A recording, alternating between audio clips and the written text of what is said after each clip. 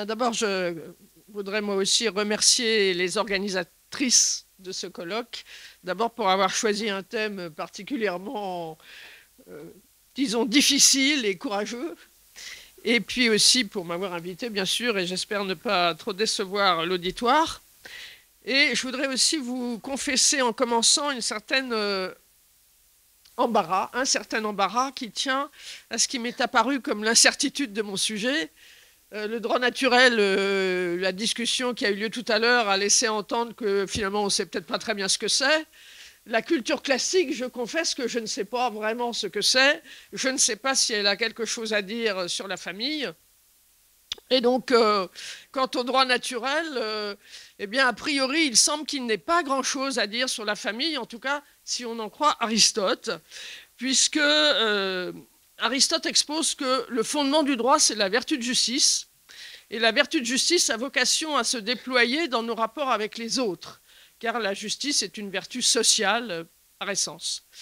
Et, dit Aristote, elle n'a pas vocation à pénétrer dans la famille, tout simplement parce que dans la famille manque l'altérité, c'est-à-dire qu'il n'y a pas de séparation, pas assez en tout cas de séparation entre les personnes d'une même famille pour que la justice ait à s'en mêler. Et Aristote dit, on n'est pas injuste envers soi-même.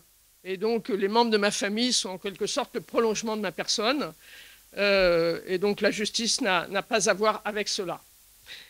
Et poursuivant sa réflexion, Aristote place les rapports de famille sous le signe, non pas de la justice donc, mais sous le signe de la vertu d'amitié. L'amitié du père pour ses enfants, l'amitié des enfants pour leurs parents, l'amitié du mari pour sa femme, l'amitié de la femme pour le mari, et ainsi de suite. Tout en précisant d'ailleurs que ces amitiés sont de nature différente, car les positions ne sont pas réversibles. Un père, par exemple, les enfants sont le prolongement de leurs parents. Un père aime ses enfants comme il s'aime lui-même, ce qui n'est pas tout à fait la même chose pour les enfants qui trouvent dans leurs parents leur origine, mais pas forcément leur identité. Voilà, donc, quitte à poursuivre un peu dans la provocation, je me suis posé cette question, est-ce qu'aujourd'hui, l'un de nos problèmes ne serait pas que le droit s'occupe un peu trop de la famille? Est-ce que finalement, la famille ne se porterait pas mieux si le droit s'en mêlait un peu moins? Cela étant, il reste que dans la société d'aujourd'hui, on imagine mal que le droit ne se préoccupe pas, qu'il n'y ait pas de droit de la famille, ou que la loi ne s'occupe pas du droit, ce qui sans doute d'ailleurs démontre que nous sommes dans une société qui exerce une contrainte de plus en plus forte sur nos vies dans leur dimension la plus intime. En tout cas, ce qui est sûr, c'est que le droit ne donne pas de définition de la famille. Ce n'est pas lui qui la constitue, ce n'est pas lui qui est à son origine. La famille existe avant le droit, elle existe en dehors de lui et sans lui. La famille, c'est un fait de nature, en même temps qu'un fait humain qui révèle la nature sociale de l'homme. Nous le savons tous, il n'est pas bon que l'homme soit seul.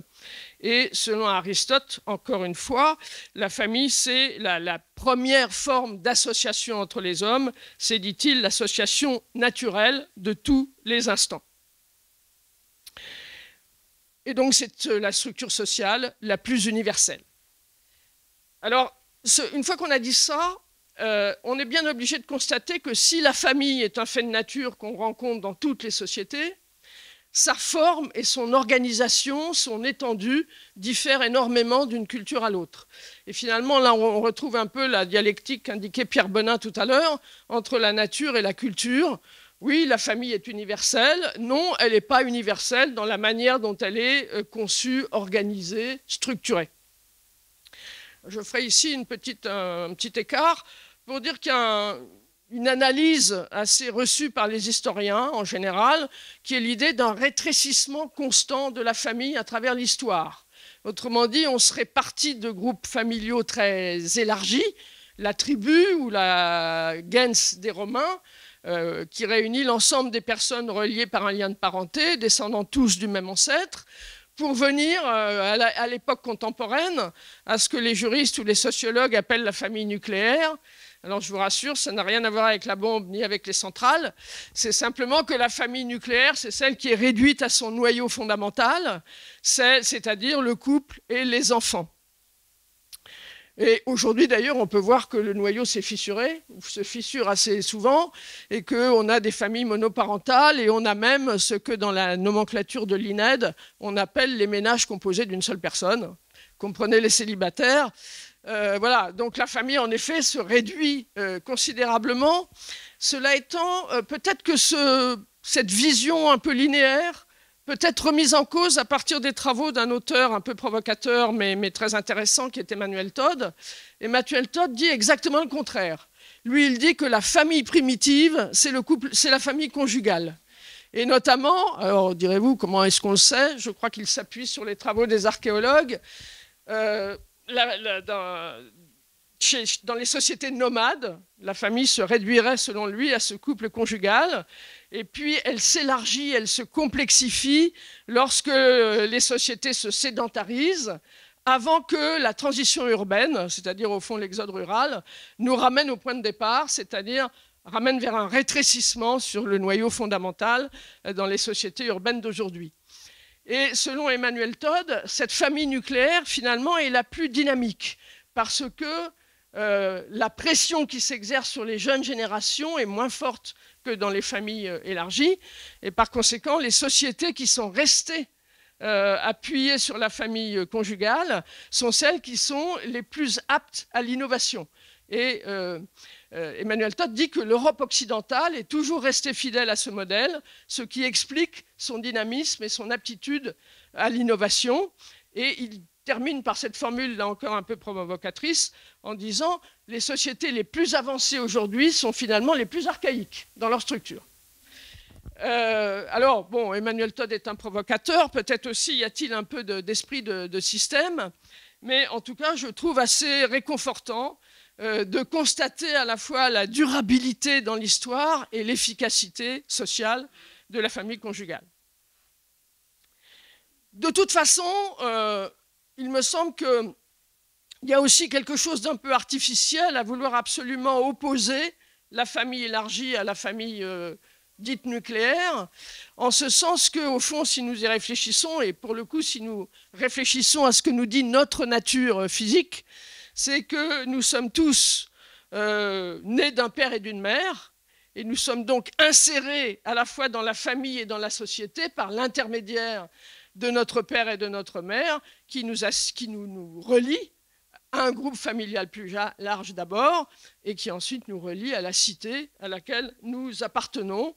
Et donc il y a plutôt une forme de complémentarité entre ces différentes dimensions de la famille et jusqu'à la cité. Ce qui me paraît important quand même de dire ici, avant d'aller plus loin, c'est qu'à l'intérieur du groupe familial, chacun d'entre nous a une place qui lui est propre et qui n'est interchangeable avec aucune autre. Quoi qu'en dise la Cour d'appel de Toulouse, le père n'est pas la mère n'est pas le père, les enfants ne sont pas leurs parents, les relations ne sont pas réversibles et les places ne sont pas interchangeables.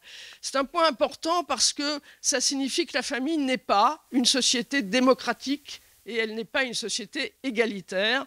Les rapports sont fondés sur d'autres vertus, pour reprendre la formule d'Aristote. Je voudrais prolonger mon propos par deux entrées, moi aussi, ce qui est habituel aux juristes d'ailleurs, qui ne raisonnent que de manière binaire. D'une part par les fonctions de la famille, et ensuite par les liens qui l'organisent et qui la structurent, c'est-à-dire le mariage et la filiation.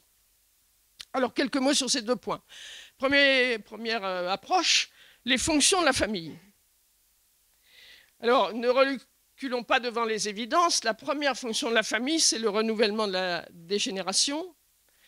Mais par là aussi, la famille assure la persistance de la société dans son être. S'il n'y a plus d'enfants, il n'y a pas beaucoup d'avenir pour la société dans laquelle nous sommes. C'est aussi le lieu principal de la transmission. Transmission de la vie, transmission de la foi, car toutes les manières dont on réfléchit à cela montrent que la foi se transmet d'abord dans la famille. Il y en a de multiples exemples dans l'histoire, hein. Je pense par exemple, après la chute de Jérusalem et la diaspora qui a dispersé le monde juif dans l'univers entier, si la foi juive s'est maintenue, c'est bien parce qu'elle a vécu dans les familles. On pourrait sans doute dire la même chose du protestantisme en France après la révocation de l'édit de Nantes. On peut dire la même chose de la foi chrétienne dans la Russie soviétique, etc. S'il n'y a pas les familles, il ne reste pas grand-chose. C'est aussi le lieu de l'éducation. C'est un peu une évidence. Carbonnier, qui est, pour les juristes, en tout cas ceux de droit privé, le grand maître que nous avons tous eu, en tout cas pour les gens de ma génération, eh bien, Carbonnier dit que la famille s'explique par le fait que dans l'espèce humaine, l'éducation est beaucoup plus longue que dans n'importe quelle autre espèce et que par conséquent, pour se déployer, elle a besoin d'une association durable. Et en fait, bon, transmission aussi du patrimoine. Tout le monde n'a pas un grand patrimoine à transmettre, mais s'il y avait des notaires dans l'assistance, je ne sais pas s'il y en a, tous vous diront que peu importe l'ampleur du patrimoine, pour que la transmission soit l'épreuve de vérité sur ce qu'est la famille et sa solidarité. Et en préparant cette conférence, je pensais à la lettre aux Corinthiens de Saint Paul. Je vous ai transmis ce que j'ai reçu. Et il me semble que c'est une très bonne définition de la famille. La famille, c'est le lieu où on reçoit et où on transmet. Alors, bon, je ne vais peut-être pas trop prolonger mon propos là-dessus, mais c'est une unité de consommation. Enfin, je veux dire qu'elle a des fonctions plus concrètes aussi que tout ce que je viens de dire. C'est une unité de consommation. La plupart de nos besoins fondamentaux sont satisfaits dans le cadre familial. On habite ensemble, on prend ses repas en famille. Quand on est malade, on a une mère ou des enfants ou un conjoint qui vient vous soigner. Ben voilà, tous nos besoins et même tous nos droits fondamentaux s'exercent au fond, me semble-t-il, dans le cadre familial. Et c'est même parfois encore aujourd'hui une unité de production. Il suffit de penser aux entreprises familiales pour le vérifier. Alors toutes ces fonctions montrent que la famille est d'une importance vitale pour la société et donc que c'est un enjeu politique. Et c'était déjà le constat de Cicéron, qui dit la famille est le séminaire de la République. C'était aussi la formule de Portalis, presque la même. La famille, c'est la pépinière des États. Et même nos grands ancêtres révolutionnaires en 1792, enfin, c'est pas 1792, c'est la constitution du 5 Fructidor en 3, qui proclame « Nul n'est bon citoyen s'il n'est pas d'abord bon père, bon fils, bon frère, bon époux ». Fermez le banc, tout un programme. Voilà, alors voilà ce que je voulais vous dire sur les fonctions de la famille pour montrer à la fois qu'elle est un rouage essentiel de la société et quelle est sa vitalité. Simplement, en terminant là-dessus, deux petites remarques. La première, c'est que quand même, on voit bien que les fonctions de la famille se rétrécissent dans le temps. C'est de moins en moins une unité de production. C'était vrai dans les sociétés rurales, ça l'est moins aujourd'hui. Et ça n'est même plus tout à fait un lieu de solidarité, car l'État prend de plus en plus en charge la solidarité, ou en tout cas, il prétend le faire. Et le risque, c'est que de cette manière, la famille sorte du domaine du concret pour se replier sur le domaine du sentiment. Et c'est un danger, je crois, parce que, comme disait une chanson qu'on chantait dans ma jeunesse, mais ça fait vraiment très longtemps, le sentiment, ça repart et ça revient. Et voilà, ce qui crée des liens et qui les renforce et qui les consolide, c'est d'agir ensemble, en ayant un but commun et en faisant ensemble des choses concrètes. Ayant essayé de caractériser l'essentiel des fonctions de la famille, je voudrais maintenant vous dire quelques mots. Ce sera la deuxième entrée sur les liens qui structurent la famille. Je vais être obligé d'aller beaucoup plus vite. Ces liens, il y en a deux. C'est bien sûr le mariage et la filiation. Alors, sur le mariage, on a beaucoup de mal aujourd'hui à parler du mariage, en tout cas quand on est juriste, tellement la place qu'il occupe dans le droit de la famille est devenue incertaine. C'est clair que si on regarde les choses jusqu'à une période très récente, toutes les familles sont fondées sur le mariage, et c'est vrai, en tout cas dans l'histoire et dans la plupart des sociétés, c'est comme ça. Mais aujourd'hui, ça devient un peu difficile. Alors, pour aller vite, puisque je n'ai pas beaucoup de temps, je vous dirais qu'au moment du débat sur le mariage pour tous, la grande question qui agitait les juristes, c'était est-ce qu'il y a une définition juridique de la famille, sous-entendu du mariage, pardon, je me trompe, sous-entendu, est-ce que la loi nous dit que le mariage, c'est l'union d'un homme et d'une femme? Eh bien, la réponse, en tout cas en droit français, et je crois dans tous les droits contemporains, c'est non. Sauf peut-être quelques pays comme la Hongrie qui l'ont inscrit dans leur constitution. Mais en tout cas, dans le système français, il n'y a pas de définition du mariage. J'avais même lu il y a quelque temps qu'au moment de la loi de 1792 sur la laïcité de l'état civil, un des députés avait dit, il avait proposé à ses collègues une définition du mariage. Tout le monde avait éclaté de rire en lui disant à quoi ça sert de définir le mariage, tout le monde sait ce que c'est. Voilà. Néanmoins, alors les Romains, eux, avaient une définition. Portalis nous dit que c'est un acte naturel. Il dit même un contrat perpétuel par destination. Bref, on a des approches, mais elles sont toujours un peu fuyantes. Je ne vais pas plus développer que ça, simplement vous dire que un de mes collègues, dans un article très intéressant et récent, s'est efforcé de définir le mariage civil, et il dit le mariage civil, c'est un engagement qui présente une double vocation, vocation à la perpétuité et vocation à la perpétuation. Vocation à la perpétuité, évidemment, ça ne veut pas dire que le mariage est indissoluble, mais ça veut dire que lorsqu'on entre en mariage, on a l'intention de s'unir de manière durable. Et vocation à la perpétuation, ça veut dire au fond que le mariage est l'institution qui, jusqu'à là aussi une période très récente, on va dire jusqu'à une ordonnance de 2005, le mariage est l'institution qui articule entre elles les deux liens fondamentaux de la famille, le lien conjugal et le lien de filiation. Donc j'en viens au deuxième lien qui structure la famille, qui est justement le lien de filiation. Et là, le point sur lequel je voudrais beaucoup insister, c'est que à aucun moment dans l'histoire de notre droit, enfin du droit en général, la filiation n'a été définie comme un lien purement biologique. Il y a d'ailleurs à cela une raison fondamentale et imparable, c'est que jusqu'à une époque très récente, au moins dans sa dimension paternelle, la vérité biologique de la filiation est impossible à vérifier. Et donc c'est le droit qui l'a construit.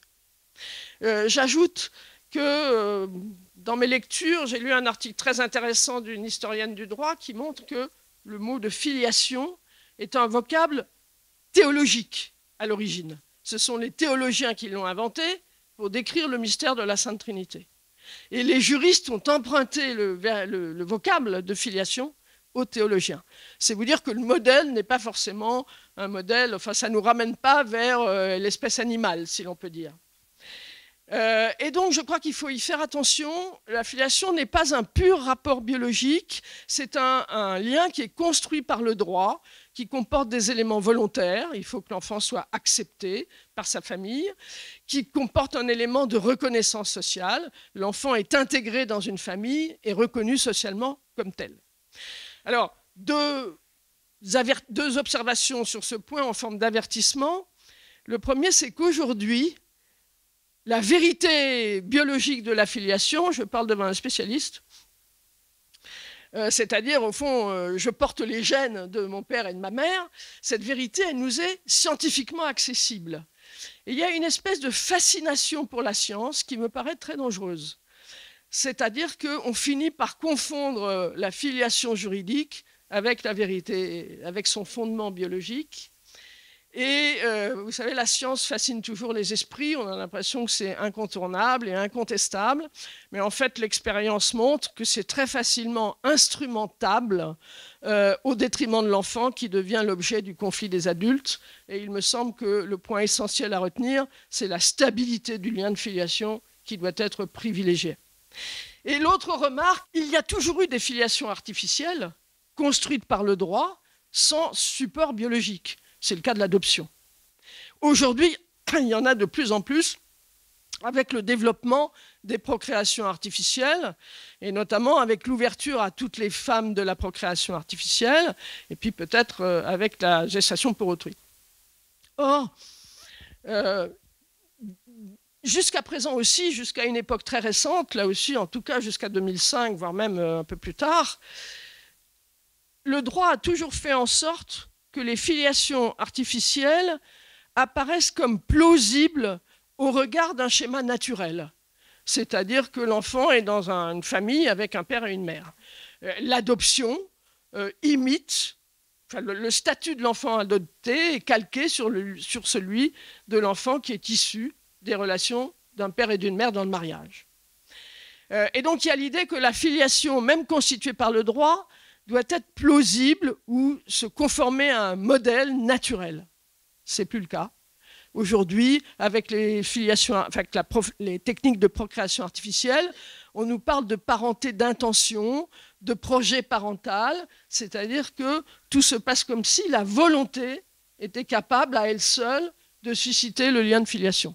Et là aussi, je pense qu'il y a un très grand risque, parce que là aussi, on se décroche complètement de tout objet concret et de toute réalité pour être dans un domaine qui devient totalement abstrait.